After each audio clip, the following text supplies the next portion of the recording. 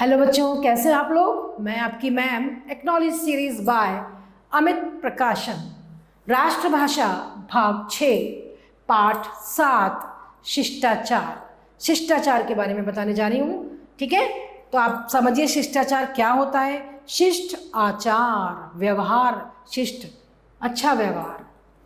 देखिए क्या है। पांडवों के दूत बनकर श्री कृष्ण जब धृतराष्ट्र के राज दरबार में गए। आपने बच्चों कौरवों पांडवों की महाभारत कथा सुनी हुई है, पता है होगा आपको। तो जब पांडवों के दूत बनकर, उनके मैसेंजर बनकर श्री कृष्ण धृतराष्ट्र के राज दरबार में गए, तो उन्होंने धृतराष्ट्र और दुर्योधन को बहुत समझाया उन्होंने। किसने समझाया? श्री कृष्ण ने, कि वे हस्तिनापुर राज्य में से पांडवों का भाग उनको दे दे। जो हिस्सा दो थे, एक पांडु थे वो 5 थे और कौरव थे वो 100 थे। लेकिन कौरवों की ये निगाह हो गई कि ये तो जो है इतने बलशाली हैं, ये तो सारा राज्य हड़प लेंगे। तो उनके मन में बुरे विचार आ गए और दुर्योधन इसी दुष्टता का प्रयोग करता रहा। तो इसी दुष्टता के साथ वो ये सोचता रहा, कैसे मैं इन लोगों को कैसे भी खत्म कर दूं और पूरा राज्य हस्तिनापुर का मुझे मिल जाए या हमारे भाइयों को मिल जाए। लेकिन श्री कृष्ण बीच में थे युद्ध में, आपको पता ही होगा, सारी कहानी आपको पता है। तो श्री कृष्ण जब युद्ध चल रहा था, उसके बाद पांडवों के दूत बनकर पांडवों ने ये कहलवाया, उनके मैसेंजर बने। और वो श्री कृष्ण जब धृतराष्ट्र तो इनके कौरवों के कौन थे? पिता थे, अंधे थे वो। उनके पास गए और उन्होंने कहा कि तुम हस्तिनापुर का कुछ भाग तो उनको भी दे दो, पांडवों को। सारा खुद ही ले लोगे क्या? दुर्योधन ने स्पष्ट शब्दों में मना कर दिया। उसने कहा नहीं देंगे हम, और कहा मैं पांडवों को सुई की नोक के बराबर भी जमीन नहीं दूंगा, भूमि नहीं दूंगा। उसके मन में बेईमानी आ गई थी, दुष्टता आ गई थी। बच्चों ऐसे कभी करना नहीं चाहिए। समान अधिकार है सबका, भाई हैं, सब भाई भाई है। कौरव भी भाई थे, पांडव भाई भाई तो थे। लेकिन जब मन में विचार गंदे आने लगते हैं ना, तो वो कुछ भी, तभी तो महाभारत युद्ध शुरू हुआ। एक झगड़ा किस चीज़ का था? जमीन का, जिसके चक्कर में कितना झगड़ा हो गया। तो कभी भी इस तरीके के विचार मन में नहीं लाने चाहिए। जिसका जो अधिकार है उसको वो मिलना ही चाहिए, है ना बच्चों। तो इसमें उन्होंने कहा, मैं क्या बोला उसने? दुर्योधन ने, बहुत दुष्ट था वो, उसने कहा मैं नहीं दूंगा सुई के बराबर भी। उसका परिणाम ये हुआ कि पांडवों ने युद्ध की तैयारी शुरू कर दी। अब पांडवों के पास कोई चारा नहीं था। उन्होंने कहा ये तो मान ही नहीं रहा, अब तो युद्ध करना ही पड़ेगा। श्री कृष्ण कौरवों और पांडवों दोनों के ही संबंधी थे, दोनों के ही रिश्तेदार थे। वो तो उधर भी वो तो बुरे फंस गए थे। लेकिन इसलिए उन्होंने निश्चय किया कि वो दोनों पक्षों में से किसी की भी ओर से युद्ध में भाग नहीं लेंगे, वो नहीं लड़ेंगे। उन्होंने, हाँ, लेकिन उन्होंने इतना जरूर कहा, दुर्योधन के मांगने पर अपनी सेना उसे दे दी। उन्होंने पूछा तुमको क्या चाहिए, तुमको क्या चाहिए? तो कौरवों ने कहा कि अपनी सेना हमें दे दो, सारी सेना दे दी। और स्वयं युद्ध में कृष्ण को मांगा पांडवों ने कहा हमें तो सिर्फ तुम चाहिए, श्री कृष्ण हमारे साथ तुम आ जाओ। और श्री कृष्ण अर्जुन के कौन बन गए? रथ चलाने वाले सारथी बन गए, और वो उस पर तैयार भी हो गए, सारथी बनकर राजी भी हो गए। कौरवों और पांडवों की सेनाएं कुरुक्षेत्र के मैदान में डट गई। कुरुक्षेत्र में युद्ध हुआ था बच्चों ये वाला, और दोनों की सेनाएं आमने सामने। उनके पास तो सारी सेना थी श्री कृष्ण की, और इनके पास, पांडवों के पास तो ये वैसे ही 5 थे, और उसमें भी श्री कृष्ण इनके साथ थे। दोनों पक्षों के सेनापतियों ने अपनी अपनी सेनाओं को व्यूह बनाकर खड़ा किया। दोनों के सेनापतियों ने अपनी अपनी सेनाओं को लाइनें बनाकर खड़ा कर दिया। दोनों ओर की सेनाएं युद्ध का शंखनाद होने की प्रतीक्षा में थी। जब युद्ध प्रारंभ होता है बच्चों, तो उससे पहले युद्ध का शंखनाद होता है, शंख बजाते हैं, उससे पता लगता है। जैसे घंटी या कोई बजती है तो शंख की ध्वनि होती है, तब युद्ध होता था पहले। तभी अचानक पांडवों की सेना के योद्धाओं ने देखा कि पांडव श्रेष्ठ युधिष्ठिर ने अपने रथ से उतरकर कौरवों की सेना की ओर चल पड़े। तभी क्या देखा? पांडवों की जो सेना के योद्धा, महान योद्धा कौन थे? युधिष्ठिर। वो अपने रथ से उतरकर कौरवों की सेना की तरफ चल दिए। उन्हें इस प्रकार पैदल जाते देखकर अन्य पांडु पुत्र भी उनके पीछे पीछे चल दिए कि युधिष्ठिर कहाँ जा रहे हैं ये अकेले, उनकी इतनी अक्षौहिणी सेना, इतनी बड़ी सेना। युधिष्ठिर को इस प्रकार अचानक कौरव सेना की ओर जाते देखकर युधिष्ठिर के भाई मन ही मन चिंतित हो उठे कि आखिर उनके अग्रज यानी कि बड़ा भाई युधिष्ठिर को ये क्या हो गया, अचानक क्या हो गया कि अचानक युद्ध प्रारंभ होने वाला है, हो गया है, और ये कहाँ जा रहे हैं।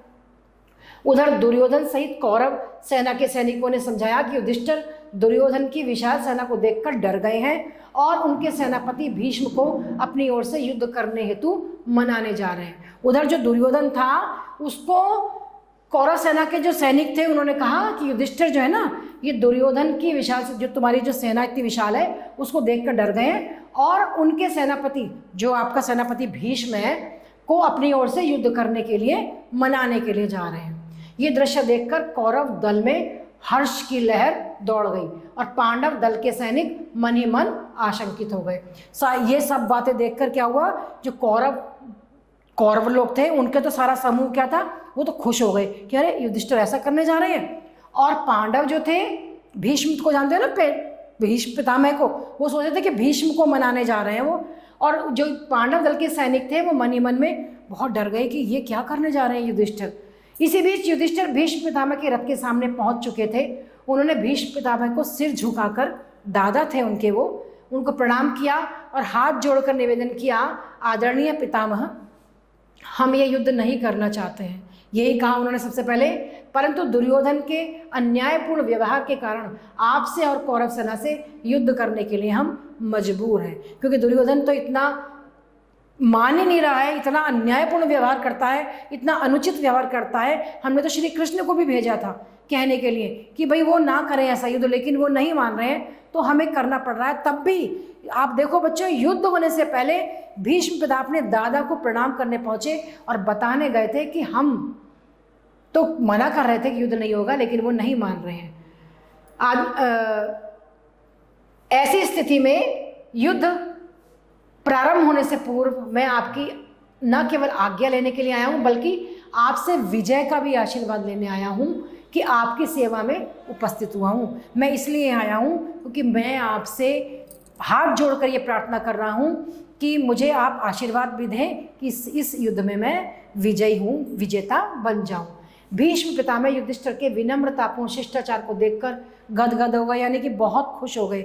भीष्म पितामह को लगा कि एक मेरे पोते ये हैं 100, इसमें कितने दुष्ट हैं सारे, और एक ये है कि ये युद्ध होने से पहले भी मुझे आशीर्वाद लेने आया है, जबकि मैं इनके साथ में हूँ तब भी आशीर्वाद लेने आया है। तो वो खुश हो गए और बोले, धर्मराज, वो बहुत धर्म पालन करने वाले थे युधिष्ठिर बच्चों, कि धर्मराज युधिष्ठिर, तुम संकट की इस घड़ी में भी बड़ों के प्रति अपने कर्तव्य और शिष्टाचार को नहीं भूले हो। इतना भयानक संकट आया हुआ है, युद्ध हो रहा है, और तुम इस समय भी कर्तव्य निभा रहे हो, अपना प्रणाम करने आए हो मुझे, इसलिए मैं तुमसे बहुत खुश हुआ हूँ। मैं कौरवों के पक्ष में युद्ध करने के लिए मजबूर हूँ, मैं मजबूर हूँ, मुझे कौरवों के साथ युद्ध करना पड़ेगा, परंतु फिर भी तुम्हें विजय श्री का आशीर्वाद देता हूँ। साथ ही युद्ध करने की उन्होंने अनुमति भी, इजाज़त भी दे दी, आज्ञा भी दे दी और आशीर्वाद भी दे दिया कि मैं कहता हूँ कि तुम युद्ध में विजयी हो। जबकि भीष्म पितामह किधर से लड़ रहे थे? कौरवों की तरफ से लड़ रहे थे, लेकिन फिर भी वो जानते थे कि जो ये पांडव की सेना है, पांडवों की, ये बहुत बढ़िया सेना है, ये बहुत धर्मप्रिय है, ये न्यायप्रिय है, और जो कौरव हैं ये बहुत दुष्ट है, दुर्योधन, और ये अन्यायप्रिय है। फिर भी उनकी मजबूरी थी कि उन्हें कौरवों के साथ लड़ना था। लेकिन जब वो प्रणाम करने आए तो उन्होंने कहा कि मैं तुम्हें विजयी भव, ऐसा आशीर्वाद देता हूँ कि तुम विजय हो, पर मेरी मजबूरी है कि मैं उनके साथ लड़ रहा हूँ। युधिष्ठिर भीष्म पितामह से आशीर्वाद प्राप्त करने के पश्चात आचार्य द्रोण के पास गए। द्रोणाचार्य का नाम सुना होगा ना बच्चों, गुरुजी थे उनके। उन्होंने आचार्य द्रोण से न केवल युद्ध की अनुमति, आज्ञा ली, बल्कि उनका आशीर्वाद लिया और उन्हीं पर विजय प्राप्त करने का उपाय भी पूछा कि हम कैसे विजय प्राप्त करेंगे। आचार्य द्रोण ने कहा, युधिष्ठिर, मुझे युद्ध में पराजित करना संभव नहीं है, किंतु मेरी ये कमजोरी है कि युद्ध के दौरान यदि कोई किसी विश्वसनीय व्यक्ति से मेरे हृदय को कोई चोट पहुंचेगी, कोई सूचना मिलती है, तो मैं अपने अस्त्र शस्त्र, अपने सारे हथियार रख दूंगा और उन नाजुक क्षणों में मेरा वध हो सकता है। क्या बताया उन्होंने कि अगर, वैसे तो मैं मजबूर हूँ, मैं युद्ध, वो भी उनके साथ थे कि मैं युद्ध कर रहा हूँ, लेकिन मैं ये कह रहा हूँ तुमसे कि यदि किसी मेरे बहुत ही विश्वास करने वाले व्यक्ति ने युद्ध करते समय मुझे ये बता दिया, मुझे कोई ऐसी मेरे मन को चोट पहुंचाने वाली बात मुझे बता दी, मुझे कोई सूचना मिलती है, तो मैं अपने हथियार रख दूंगा, और जब मैं अपने हथियार रख दूंगा उस समय पे कोई अगर मुझे मार दे तो हे युधिष्ठिर, मैं तुम्हारे शिष्ट आचरण से प्रसन्न हूँ और तुम्हें युद्ध की अनुमति देता हूँ। क्या कहा द्रोणाचार्य ने कि मैं तुम्हारे इतने शिष्टतापूर्ण, इतने बढ़िया आचरण से, शुद्ध आचरण से, बहुत व्यवहार से बहुत खुश हुआ हूँ और मैं तुम्हें युद्ध की आज्ञा देता हूँ। भीष्म पितामह और आचार्य द्रोण से युद्ध की अनुमति और आशीर्वाद प्राप्त करके युधिष्ठिर बारी बारी से अपने कुलगुरु कृपाचार्य और मामा शल्य की सेवा में भी उपस्थित हुए। फिर वो कहाँ गए? अपने जो कुलगुरु थे कृपाचार्य जी के पास गए और जो उनके मामा थे शल्य, उनके भी पास गए, उनसे भी आज्ञा मांगी। इन दोनों के प्रति भी अपनी ओर से पूर्ण शिष्टाचार का निर्वाह करके इन दोनों को भी, मामा को भी, शल्य को भी और कृपाचार्य जी को भी आदरपूर्वक नमस्कार किया, आज्ञा मांगी। उसके बाद उनके हृदय में भी पांडवों के प्रति स्नेह का संचार करके उन लोगों के हृदय में भी पांडवों के प्रति बहुत ही प्रेम और स्नेह होने लगा कि ये कैसा है युधिष्ठिर, सेना खड़ी हुई है, युद्ध प्रारंभ होने वाला है, तब भी ये सबसे हाथ जोड़कर आशीर्वाद लेने आया है। धर्मराज युधिष्ठिर अपने दल की ओर लौट आए और ऐसे आशीर्वाद प्राप्त करने के बाद धर्मराज युधिष्ठिर अपनी सेना के पास लौट आए थे। तो जाना बच्चों आपने कि कितने धर्मराज युधिष्ठिर थे वो, कि सेना खड़ी है सामने, सब मारने के लिए तैयार हैं, लेकिन वो अपने बड़ों से आशीर्वाद लेने, अपने गुरु कृपाचार्य जी से, मामा शल्य से और पितामह दादा भीष्म से, है ना, सबसे आशीर्वाद लेने के लिए बारी बारी से और द्रोणाचार्य जी से भी आज्ञा लेने के लिए गए। तो इस प्रकार बच्चों हमने पाठ पढ़ा और देखा कि कौरवों की सेना में कितनी दुष्ट प्रवृत्ति के लोग थे और पांडवों की सेना में दुर्योधन, अर्जुन जैसे कितने सज्जन और संयमी लोग थे, शिष्ट लोग थे। पाठ में अभ्यास कर रहे हैं। पहला है, पांचों पांडवों के नाम बताओ, पता है आपको? युधिष्ठिर, अर्जुन, भीम, नकुल और सहदेव, है ना। कौन सा दृश्य देखकर कौरव दल में हर्ष की लहर दौड़ गई? जैसे ही युद्ध प्रारंभ होने वाला था और युधिष्ठिर रथ से उतरकर और कौरवों की तरफ चलने लगे तो कौरवों के दल में हर्ष की लहर इसलिए दौड़ने लगी, उन्होंने सोचा कि वो भीष्म से ये कहने जा रहे हैं, भीष्म पितामह से, कि वो हमारे साथ युद्ध उसमें शामिल हो जाएं, ये कहने के लिए आ रहे हैं। तो उनकी खुशी का कोई ठिकाना ना रहा कि अरे ये तो ये करने के लिए जा रहा है। शिष्टाचार का अर्थ बताओ और उसका महत्व क्या है? शिष्टाचार क्या है बच्चों? अच्छा आचरण, अच्छा व्यवहार। हम किसी से अच्छी तरह से बोले, जैसे युधिष्ठिर ने युद्ध प्रारंभ होने के बाद भी अपनी शिष्टता नहीं छोड़ी। और आप भी बच्चों ये समझो कि शिष्ट जो लोग होते हैं वो अपनी शिष्टता कभी नहीं छोड़ते। अच्छा आचरण, अच्छा व्यवहार, अच्छी वाणी, अच्छे संयम के साथ बोलना, यही शिष्टाचार कहलाता है और यही जीवन में उसका महत्व है। जो लोग शिष्टाचार करते हैं उनको उसका फल जरूर मिलता है। अच्छे आचरण से लोग प्रसन्न होते हैं, लोग खुश होते हैं, आपसे बात करना चाहते हैं, आपकी तारीफ करते हैं कि अरे इसका आचरण बहुत अच्छा है, हमें इसी से ही बात करनी चाहिए। दुराचारी के पास एक बार को तो लगेगा, लेकिन उसके पास कोई बैठना नहीं चाहता, कोई उनसे बात करना नहीं चाहता।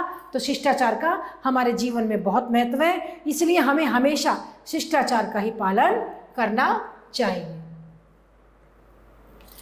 नेक्स्ट एक्सरसाइज है बच्चों, सही उत्तर पर सही का चिन्ह लगाओ। जैसे पांडवों के डैश बनकर श्री कृष्ण धृतराष्ट्र के राज दरबार में गए। पांडवों के क्या बनकर गए थे बच्चों? दूत बनकर गए थे ना, पांडवों के दूत बनकर, राइट, है सेकंड नंबर। अब नेक्स्ट है, श्री कृष्ण कौरवों और पांडवों दोनों के ही मित्र थे या दुश्मन थे या संबंधी थे या पड़ोसी थे? क्या थे? संबंधी थे। थर्ड नेक्स्ट है बच्चों, कौरवों और पांडवों की सेनाएं कुरुक्षेत्र के मैदान में आ डटी। पहला। नेक्स्ट है बच्चों, फिर युधिष्ठिर भीष्म पितामह से आशीर्वाद प्राप्त करने के पश्चात किसके पास गए? दुर्योधन के या धृतराष्ट्र के या आचार्य द्रोण के या मामा शल्य के? भीष्म पिता से आशीर्वाद लेने के बाद आचार्य द्रोण के पास गए वो। Third number.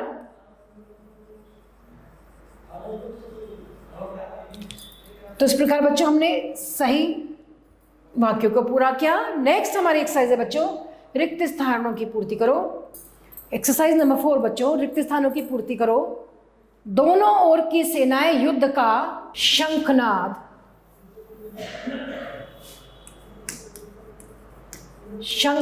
होने की प्रतीक्षा में थी,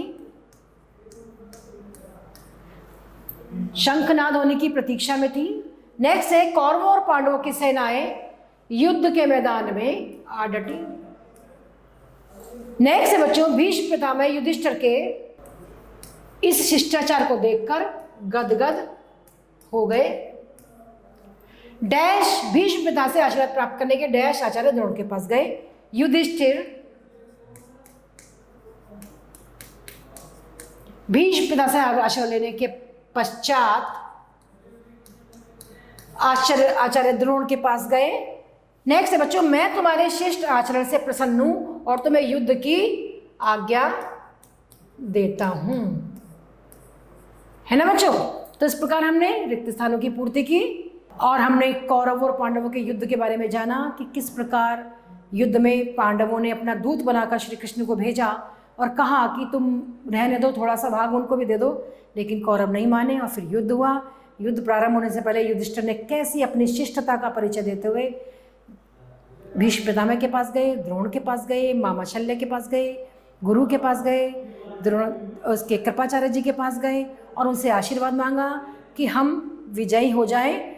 हम करना नहीं चाहते युद्ध, लेकिन हम विजयी हो जाएं। तो बच्चों आपको समझ में आया होगा कि कैसे महाभारत का युद्ध हुआ था। तो इसलिए कभी भी दुष्टता का आचरण नहीं करना चाहिए, शिष्ट आचरण करना चाहिए। शिष्ट लोगों की ही संसार में कद्र होती है। शिष्ट लोगों को संसार में सभी लोग पूछते हैं, है ना। नेक्स्ट पार्ट में आपसे फिर मिलते हैं हम, तब तक के लिए आभार।